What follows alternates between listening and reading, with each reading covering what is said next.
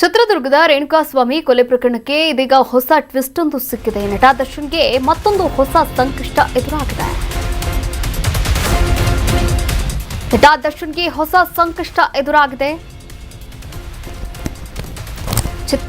ರೇಣುಕಾಸ್ವಾಮಿ ಕೊಲೆ ಪ್ರಕರಣಕ್ಕೆ ಹೊಸ ಟ್ವಿಸ್ಟ್ ಸಿಕ್ಕಿದೆ. ದರ್ಶನ್ ಅಭಿಮಾನಿಗಳಿಂದಲೇ ಸಾಕ್ಷಿಗೆ ಬೆದರಿಕೆಯನ್ನ ಹಾಕಲಾಗಿದೆ. ಡಿ ಕಂಪನಿ ಬಂಡವಾಳ ಬಯಲಾಗಿದೆ. ಸಾಕ್ಷಿದಾರ ಸಂದೀಪ್ ಆಘಾತಕಾರಿ ಮಾಹಿತಿಯನ್ನ ಬಿಚ್ಚಿಟ್ಟಿದ್ದಾರೆ. ದರ್ಶನ್ ವಿರುದ್ಧ ಸಾಕ್ಷಿ ಹೇಳದಂತೆ ಒತ್ತಡವನ್ನ ಹಾಕಿದ್ದಾರಂತೆ ದರ್ಶನ್ ಅಭಿಮಾನಿಗಳು. ಸಂದೀಪ್ ಅವರನ್ನ ಡಿಫ್ಯಾನ್ಸ್ ಕಿಡ್ನಾಪ್ ಮಾಡಿದ್ದಾರೆ. ಅಪಹರಿಸಿ ಹೇಳಿಕೆ ಕೊಡದಂತೆ ಟಾರ್ಚರ್ ಕೂಡ ಮಾಡಿದ್ದಾರೆ ಎನ್ನಲಾಗ್ತಾ ಇದೆ. ಧಮ್ಕಿ ಹಾಕಿದ್ದಂತಹ ಡಿಫ್ಯಾನ್ಸ್ ಈಗ ಅಂಧರಾಗಿದ್ದಾರೆ. ಪುನೀತ್, ವೇಣು ಹಾಗೂ ಸುಹಾಸ್ ಕಾಕಿ ಬಲೆಗೆ ಬಿದ್ದಿದ್ದಾರೆ. ಪುನೀತ್ ದರ್ಶನ್ ಆಪ್ತ, D company fan page admin ಆಗಿದ್ದಾರೆ. ಸುಹಾಸ್ ಮತ್ತು ವೇಣು ತುಮಕೂರಿನ ಮೂಲದವರಾಗಿದ್ದಾರೆ. ದರ್ಶನ್ ವಿರುದ್ಧ ಸಾಕ್ಷಿಯನ್ನ ಹೇಳಿದ್ರೆ ಮಠಾಶ್ ಆಗ್ತೀಯಾ ಅಂತ ಬೆದರಿಕೆಯನ್ನ ಕೂಡ ಹಾಕಿದ್ರಂತೆ. ಸದ್ಯ ಈ ಮೂವರನ್ನ ಕೂಡ ಕಾಮಾಕ್ಷಿ ಪಾಳ್ಯದ ಪೊಲೀಸರು ಬಂಧಿಸಿದ್ದಾರೆ.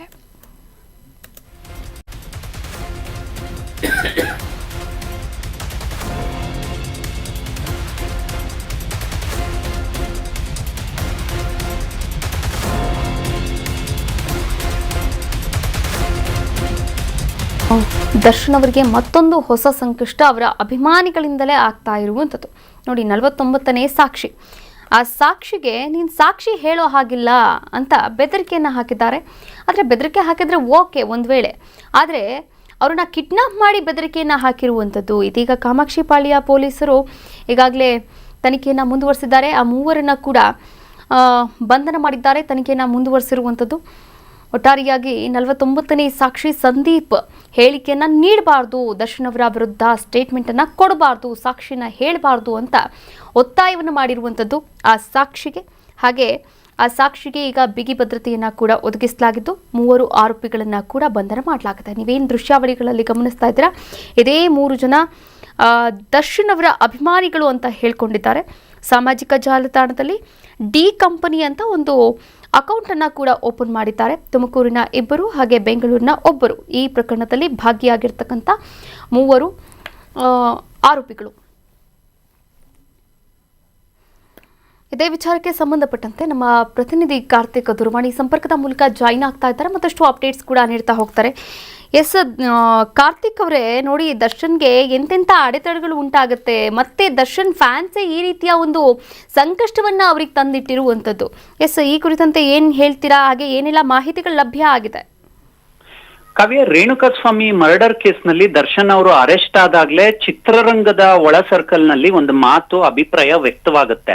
ದರ್ಶನ್ ಅವರು ತಮ್ಮ ಅಕ್ಕಪಕ್ಕದಲ್ಲಿ ಇರೋರ್ನ ಯಾವಾಗ್ಲೂ ಸರಿಯಾಗಿ ಇಟ್ಕೋಬೇಕಾಗಿತ್ತು, ಅವರಿಂದಾನೇ ಇವತ್ತು ದರ್ಶನ್ ಅವ್ರಿಗೆ ಈ ಪರಿಸ್ಥಿತಿ ಬಂದಿದೆ ಅಂತ.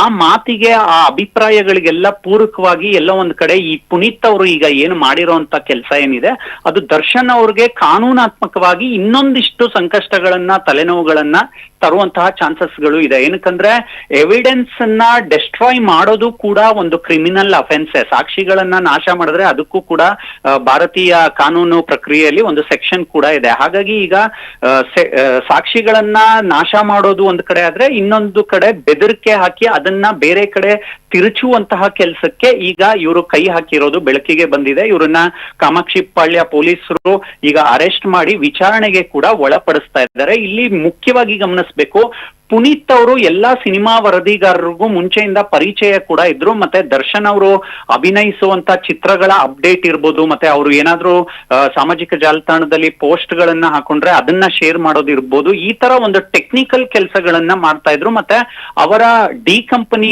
ಫ್ಯಾನ್ ಪೇಜ್ ಏನಿದೆ ಅದರಲ್ಲಿ ಬರುವಂತ ಅಪ್ಡೇಟ್ ಗಳನ್ನ ಕೂಡ ನಿರಂತರವಾಗಿ ಮಾಧ್ಯಮಗಳಿಗೆ ತಲುಪಿಸುವಂತ ಕೆಲಸವನ್ನ ಕೂಡ ಮಾಡ್ತಾ ಇದ್ರು. ಆದ್ರೆ ಈಗ ಪುನೀತ್ ಅವ್ರ ಜೊತೆ ತುಮಕೂರು ದರ್ಶನ್ ಅಭಿಮಾನಿಗಳ ಸಂಘದ ವೇಣು ಮತ್ತೆ ಸುಹಾಸ್ ಅವರು ಕೂಡ ಕೈ ಜೋಡಿಸಿದ್ದಾರೆ ಅನ್ನುವಂತ ಒಂದು ಇನ್ಫಾರ್ಮೇಶನ್ ಲಭ್ಯವಾಗಿದೆ. 3 ಜನ ಸೇರ್ಕೊಂಡು ಸಂದೀಪ್ ಅವ್ರಿಗೆ ಬೆದರಿಕೆ ಹಾಕಿದ್ದಾರೆ. ಮತ್ತೆ ಯಾವುದೇ ಮೌಖಿಕ ಹೇಳಿಕೆಗಳನ್ನ ಕೊಡೋದಕ್ಕಿಂತ ಮುಂಚೆ ದರ್ಶನ್ ಅವರ ವಿರುದ್ಧವಾಗಿ ನೀನು ಏನನ್ನು ಕೂಡ ಹೇಳಬಾರ್ದು, ಹೇಳಿದ್ರೆ ನಿನ್ಗೆ ಒಂದು ಗತಿ ಕಾಣಿಸ್ತೀವಿ ಅನ್ನುವಂತ ಬೆದರಿಕೆಯನ್ನ ಹಾಕಿದ್ದಾರೆ ಅಂತ. ಇಲ್ಲಿ ನಾವು ಬಹಳ ಮುಖ್ಯವಾಗಿ ಗಮನಿಸಬೇಕಾಗಿರೋದೇನಂದ್ರೆ, ಸಾಕ್ಷಿಯ ಹೇಳಿಕೆಗಳನ್ನ ಕೋರ್ಟ್ ಬಹಳ ಗಂಭೀರವಾಗಿ ಪರಿಗಣಿಸ್ತಾ ಹೋಗುತ್ತೆ. ಹಾಗಾಗಿ ಆ ಹೇಳಿಕೆಗಳ ಗತಿಯನ್ನೇ ಈಗ ಬದಲಾಯಿಸೋದಕ್ಕೆ ಈ ಒಂದು ಪ್ರಯತ್ನವನ್ನ ಏನ್ ಮಾಡಿದ್ದಾರೆ. ಇದಕ್ಕೆ ಸಂಬಂಧಪಟ್ಟಂತೆ ಯಾವ್ಯಾವ ಅಪರಾಧದ ಪ್ರಕಾರವಾಗಿ ಸೆಕ್ಷನ್ಗಳು ಬೀಳುತ್ತೆ ಅನ್ನೋದನ್ನ ಈಗ ನಾವು ಅಬ್ಸರ್ವ್ ಮಾಡ್ಬೇಕಾಗತ್ತೆ. ಪುನೀತ್ ಅವ್ರನ್ನ ಈಗ ಅರೆಸ್ಟ್ ಮಾಡಿ ಯಾರ್ಯಾರಿಗೆ ನೀವು ಈ ತರ ಧಮಕಿ ಹಾಕಿದೀರಾ, ಬೆದರಿಕೆಗಳು ಹಾಕಿದೀರಾ, ಟಾರ್ಚರ್ ಕೊಟ್ಟಿದ್ದೀರಾ ಅನ್ನುವಂತ ಒಂದು ಪ್ರಶ್ನಾವಳಿಯ ಶೈಲಿಯಲ್ಲೇನೆ ಪೊಲೀಸರು ಇನ್ನೂ ಹೆಚ್ಚಿನ ವಿಚಾರಣೆಯನ್ನ ಮಾಡ್ತಾ ಹೋಗ್ತಾರೆ. ಜೊತೆಗೆ ಈಗ ದರ್ಶನ್ ಅವರು ಇನ್ನೂ 1 ವರ್ಷಗಳ ಕಾಲ ಬೇಲ್ಗೆ ಅಪ್ಲೈ ಮಾಡಕ್ಕೆ ಆಗದೆ ಇರೋದ್ರ ಬೆನ್ನಲ್ಲೇ ಈ ವಿಷಯ ಬಂದಿರೋದು ನಿಜಕ್ಕೂ ಕೂಡ ಚಿತ್ರರಂಗಕ್ಕೂ ಬೇಸರವನ್ನ ಉಂಟು ಮಾಡ್ತಾ ಇದೆ. ಕಾವ್ಯ, ಥ್ಯಾಂಕ್ ಯು ಕಾರ್ತಿಕ್, ತಮ್ಮೆಲ್ಲ ಡೀಟೇಲ್ಸ್ಗಾಗಿ ಧನ್ಯವಾದಗಳು.